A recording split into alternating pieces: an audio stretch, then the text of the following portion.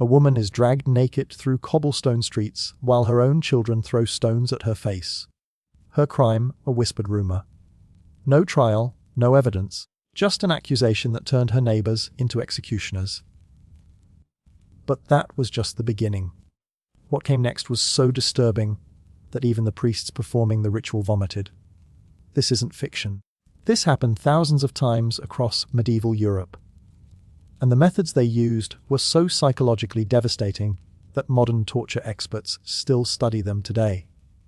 In the next few minutes, I'm going to show you the real documents, the actual laws, and the horrifying testimonies that reveal a system of punishment so calculated, so theatrical, and so brutal that it makes modern horror films look tame. And here's what will really disturb you. The people who designed these punishments weren't sadistic monsters. They were respected community leaders, priests, and lawmakers who believed they were doing God's work.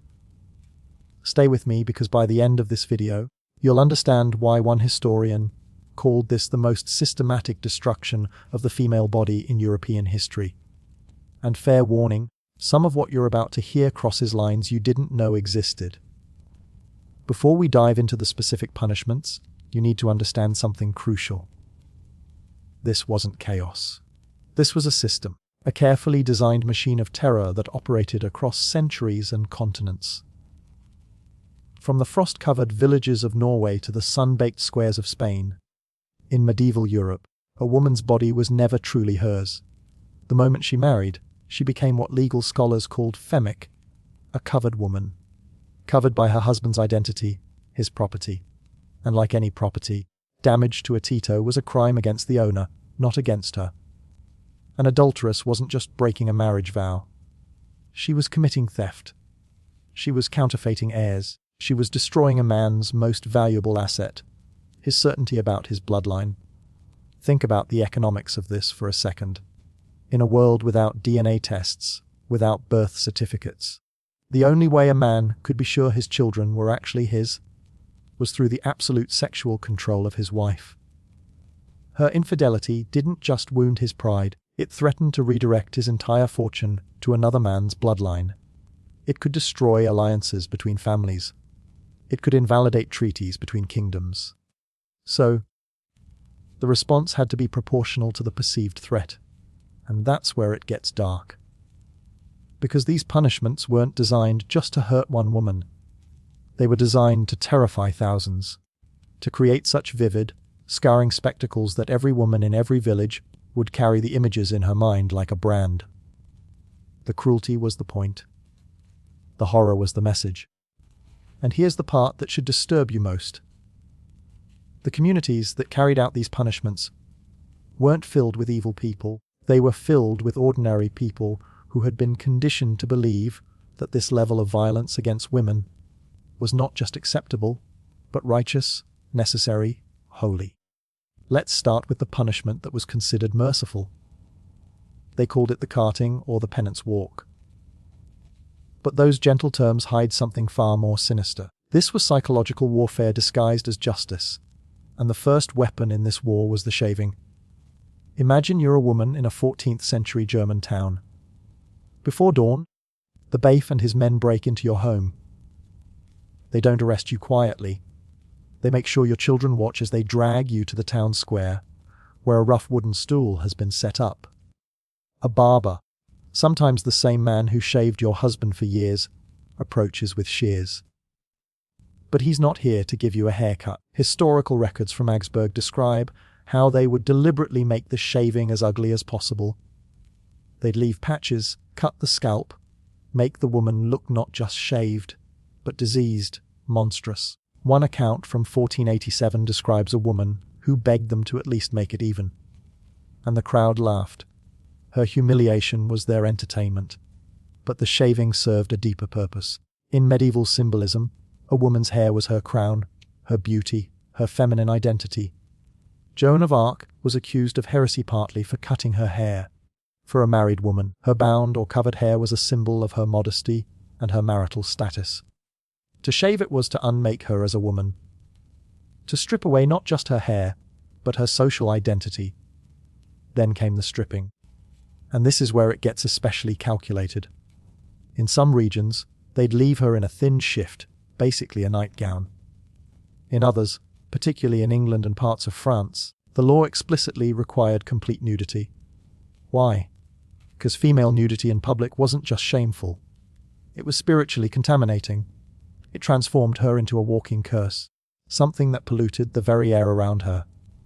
Now, here's where the psychological torture really begins. She's not just paraded through any streets. She's marched past her own house, past the church where she was married, past the market where she bought food, past the homes of people she's known since childhood. And at each stop, the crowd grows. But here's the truly diabolical part. Participation wasn't optional. Town records from multiple cities show that citizens could be fined for refusing to witness these processions. Your neighbors, your friends, people you'd shared meals with, they were legally compelled to be there. And many went further than mere witnessing. Court documents describe how crowds would throw not just rotten vegetables, but stones, mud mixed with human waste, dead animals. A record from Tours in 1342 describes a woman who lost an eye when someone threw a sharp bone. Another account mentions a pregnant woman who miscarried from the trauma. The authorities didn't intervene. This was working as intended. The procession could last hours. In larger cities, they'd take the longest possible route, sometimes parading the woman for 6 or 7 hours under the hot sun or in freezing rain. Some women collapsed, some lost their minds right there in the street, screaming incoherently, which only added to the spectacle. And then came the final cruelty, the return home. She'd be released at her own doorstep, where she'd often find that her husband had already locked her out. Her children had been told not to speak to her. Sometimes her possessions would be piled in the street, already claimed by neighbors. But the punishment didn't end there. That's what makes this so psychologically devastating. A woman who underwent this ritual was marked for life. She couldn't remarry, couldn't get work, couldn't worship in the church, without sitting in a special section reserved for public penitence. One chronicle from Paris describes a woman who 15 years after her penance walk was still recognized on the street and spat upon. This was social death by design, and it was considered the lenient option, because when an accusation lacked proof, the system had something far worse in store. Trial by ordeal. Even the name sounds medieval and barbaric to us now. But here's what you need to understand. To the people of medieval Europe, this wasn't barbarism. This was the ultimate form of justice. They genuinely believed that God would intervene to save the innocent and condemn the guilty. Which makes what actually happened even more horrifying.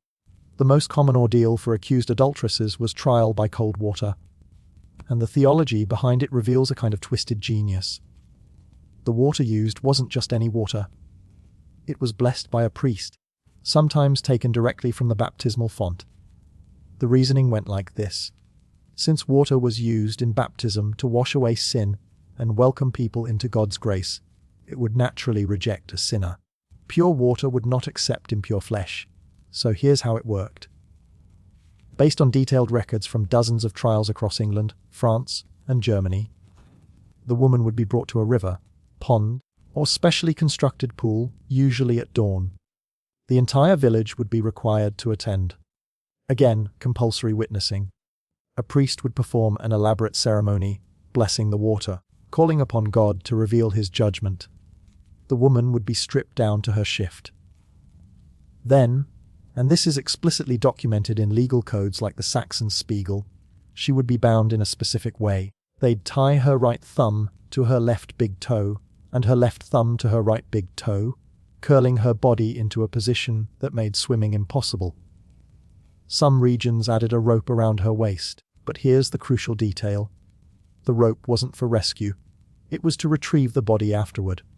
She'd be thrown into the water or sometimes forced to jump herself while the crowd watched. Now, here's the horrifying physics of it. A human body's buoyancy depends on many factors. Lung capacity, body fat percentage, the temperature of the water. A terrified woman taking rapid shallow breaths might initially float, and if she floated guilty, rejected by God's holy water, she'd be pulled out and immediately executed, sometimes right there at the water's edge. But if she sank, innocent, accepted by the water. Of course, a bound woman sinking in water can't swim, can't breathe. The historical records show incredible variation in how long officials would wait before pulling someone out. Some accounts suggest minutes. Others suggest they'd say a full prayer first, potentially 5 minutes or more. Here's a specific case from 1194 in England. A woman named Edgith was accused by her husband's brother. She was subjected to trial by water. The chronicle says she sank like a stone and was pulled out nearly drowned. She was declared innocent. She was also brain damaged from oxygen deprivation and died 3 days later. The record notes that her husband was ordered to take her body for Christian burial, as she had been proven innocent by God's judgment. Think about the psychological torture of this. You're accused of a crime you may or may not have committed. Your fate is being decided by whether you float or sink. Either outcome could kill you, and you're supposed to believe that God is watching, judging, and will save you if you're innocent. Imagine the spiritual crisis. If you sink and drown, did God abandon you? If you float and are executed, did God condemn you? But trial by cold water wasn't the only ordeal. In some regions, they used trial by hot iron. The accused would have to carry a piece of red-hot iron for a specific number of paces, usually 9. Her hands would be bandaged, and after 3 days, the bandages would be removed. If the burns were healing cleanly, she was innocent. If they showed signs of infection, which given medieval hygiene was almost inevitable, she was guilty. One record from the 12th century Bavaria describes a woman who begged to be allowed to confess rather than undergo the ordeal. She was told confession without trial would result in harsher punishment, mutilation instead of execution. She chose the iron. Her hands became so infected that they had to be amputated. She still died from sepsis a week later. The court declared her guilty based on the infection and denied her Christian burial. Here's the truly sick irony. These orals were eventually banned by the Catholic Church in 1215 at the Fourth Lateran Council. Not because they were cruel, but because the Church decided that making God perform miracles on command was theologically inappropriate. It was disrespectful to God. The suffering of the women wasn't the concern. The propriety of the ritual was. But even after the official ban, trial by ordeal continued in many regions for another century or more, sometimes rebranded as tests rather than religious rituals. The horror continued. The women drowned and everyone told themselves that justice was being served. And yet, as terrible as these punishments were, they could still result in death by accident or misfortune. The next punishment we're going to discuss was designed to ensure something worse. That you'd survive, but wish you hadn't. If you wanted to understand the medieval mind, you have to understand their obsession with permanent markers. In a world where people couldn't read, where documents were rare, where identity was visual, marking someone's body was the ultimate form of recording. And for adulteresses, the marking was designed to be unmistakable. The laws are shockingly explicit. The laws of King Cut, which governed England and parts of Scandinavia in the early 11th century, state clearly, "An adulteress shall have her nose and ears cut off, not as an alternative to other punishment, as the standard punishment." The law doesn't say may, it says shall. Let's walk through what this actually meant. Based on court records and chronicle accounts, here's how these mutilations were typically performed. The woman would be brought to a public square. Sometimes she'd be tied to a post, sometimes held down by multiple men. A blacksmith or barber would perform the cutting. These were the people with the sharpest blades and steadiest hands. No anesthetic, no alcohol to dull the pain. In fact, some regions explicitly forbade giving the woman anything to bite on because her screams were part of the spectacle. The nose would typically be cut off first, not just the tip, but the entire nose cut back to the bone of the face. The amount of blood was tremendous. Women would choke on their own blood, which is why they'd often be held face down. The ears would be cut off next, either partially or completely, depending on local custom. Then the wounds would be cauterized with hot iron to stop the bleeding. The smell of burning flesh would fill the square, the woman's screams would echo off buildings, and the crowd would watch, forced to witness what awaited any woman who strayed. Here's a specific case from 1231 in a German town. A woman named Gertrude was accused by her husband of adultery with a traveling merchant.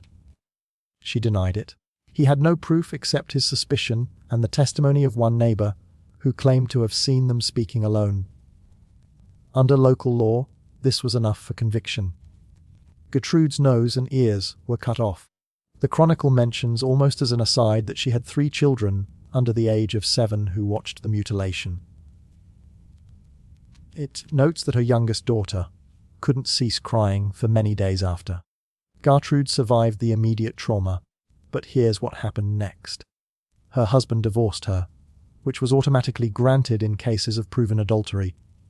She had no way to support herself. Her face made her unemployable. No one would hire a mutilated woman.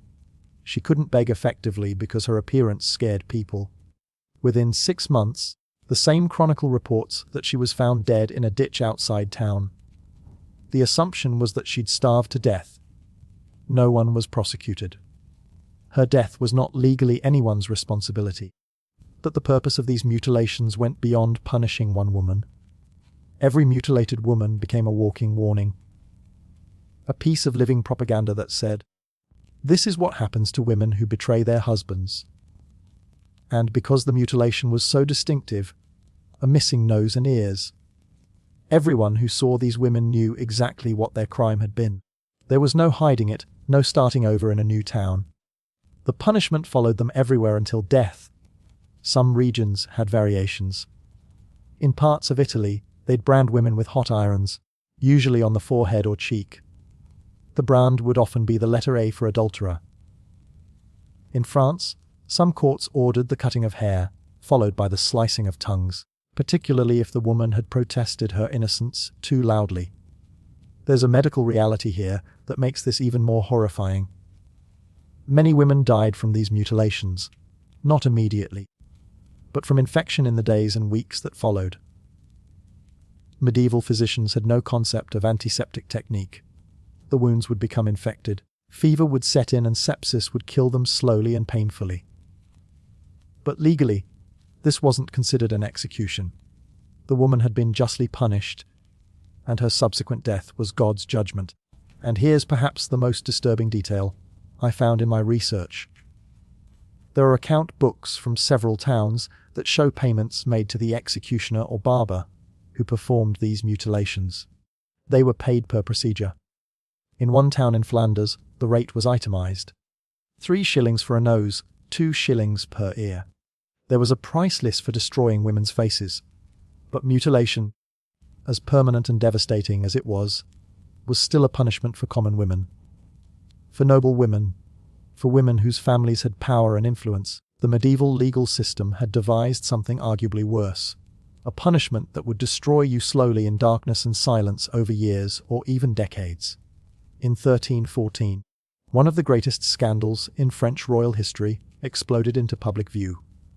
It's known as the Tour d'Exile affair, and what happened to the women involved reveals perhaps the most psychologically devastating punishment medieval Europe could devise: perpetual enclosure. Margaret and Blanche of Burgundy were married to the future kings of France. They were caught in an affair, or at least accused of one. The evidence is murky, even in historical records. Their male lovers were brutally executed, flayed alive, and dismembered in public.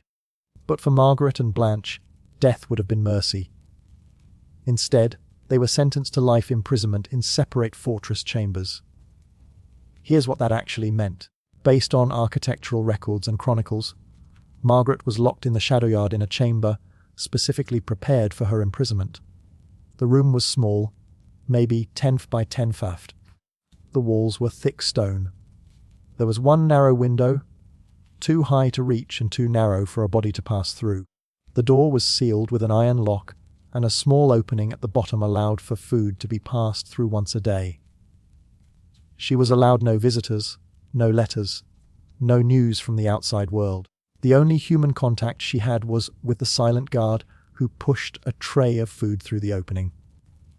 She wasn't allowed books, because women of her status usually couldn't read. But even if she could, none were provided. No candles beyond what was needed to see her food. No materials to write with. Nothing to mark the passage of time except the rhythm of food delivery and the change of light from that single window. Margaret died in her cell after 8 years. She was 30 years old. The Chronicle says simply that she died of natural causes. Modern historians suspect either suicide or the physical toll of prolonged isolation, malnutrition, untreated illness, or simply the body giving up under the weight of psychological torture. Blanche lasted longer.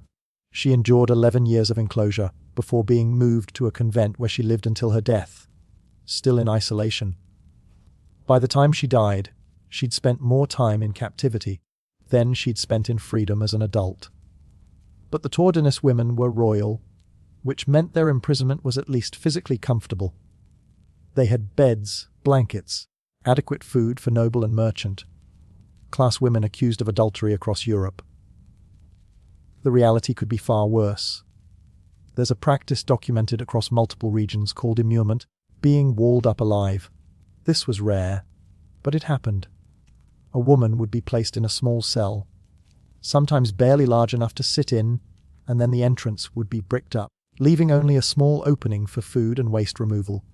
She would live out her remaining days in this tomb, sometimes for years, sometimes for decades.